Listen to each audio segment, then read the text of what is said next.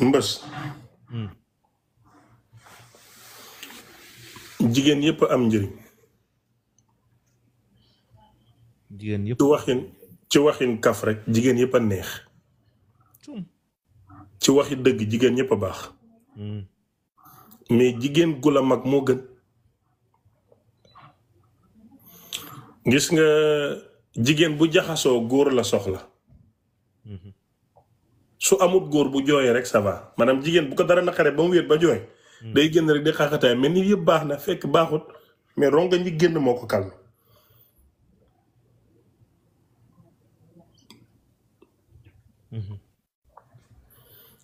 mais jigéen ju la mag dafay mel ni nga génn sa kër ba ñëw taal clim jigéen bu la magee te bëgg la ajjana la ci kaw suuf saa yu la conseillé lu baax lay doon parce que dalaa jiitu ci àddina ba pare bëgg la bu ngeen demee ci lal ba mu jommal la ndax lam geeroo ko te lépp loo xam ne mu ngi sa àdduna nga ciy dox moo la ko gën a xam surtout jigéenu léegi yi am ci ku la mag wërsëg la yàlla du ko jox n'importe qui te da ngay xool ki ëpp mission ci àddina gën koo diis la gën koo métti la yàlla da koo dencal jigéen ju ko mag 15 ans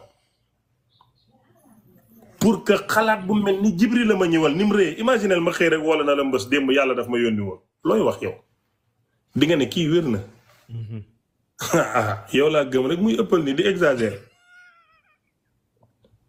xëy def ci vidéo daal leen sëñ bi def na mais Xadijatu daf ko ne dalal yaa rasulillah yow de bu la yàlla yónnee jumut yaay li akolaat ko fóon ko dalal xelam bu fekkoon xale boo ko ne yàlla la yónnee mu daw kër papaam ak jànq man de su ma jëkkat mais mag la da koy gérer moo tax ku yàlla wërsëgal jigéen ju la mag joxut la teraanga gu ëpp loolu ci kaw suuf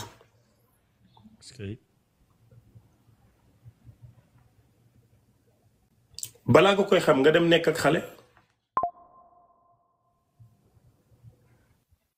yaay neexal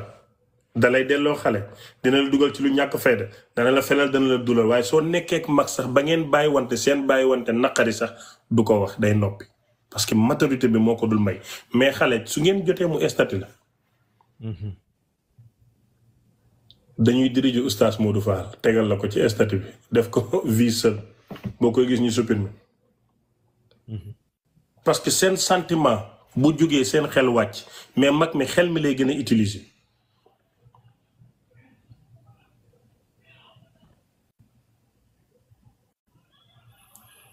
même artistes yi ci réew mi ku ci sa sëy sa tasul rek parce que sa jabar la mag loolu mu am maturité mag am maturité quoi maturité nag lu ci bëri day ànd ak âge c'est pas à 100% nag léeg-léeg nga gis xale bu ndaw boo xam ne maturité ba muy àndal da lay yiim mais lu ëpp ci maturité day ànd ak âge mais daal jabar mu mag la mbës loolu yàlla du ko jox ñëpp am na góor ñoo xam ne sax mérité wuñ loolu mooy vraie chance maanaam jigéen bu la magee mbëggeel ni muy neexee doo ko xam lu mooy nga am utal ñaari gel kii mag la nga mag kii nga xool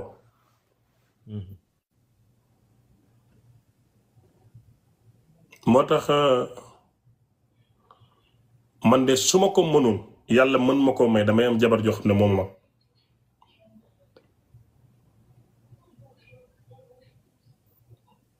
njëriñ li ci nekk njëriñ la daal avantage la ba pare dafa neex mbës ban fan mu neexee xam nga yaay ju lay nàmpal di la tëddee mooy jabar ju la mag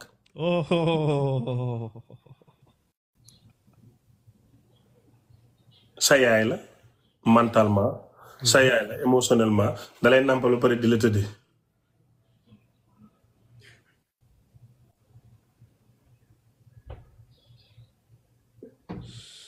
ba pare am esprit de dépassement. ba pare li gën a neex ci jabar ju la mag mooy boo juumee nam koy gérer.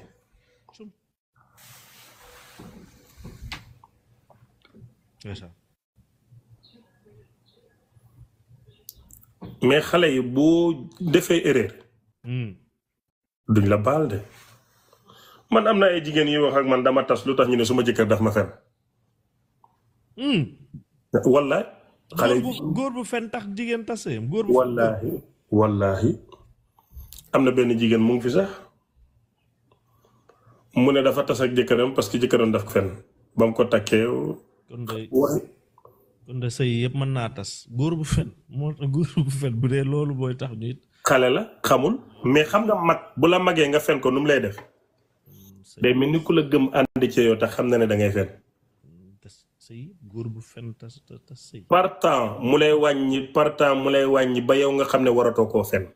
jigéen ju la mag nii lay koy contrôler.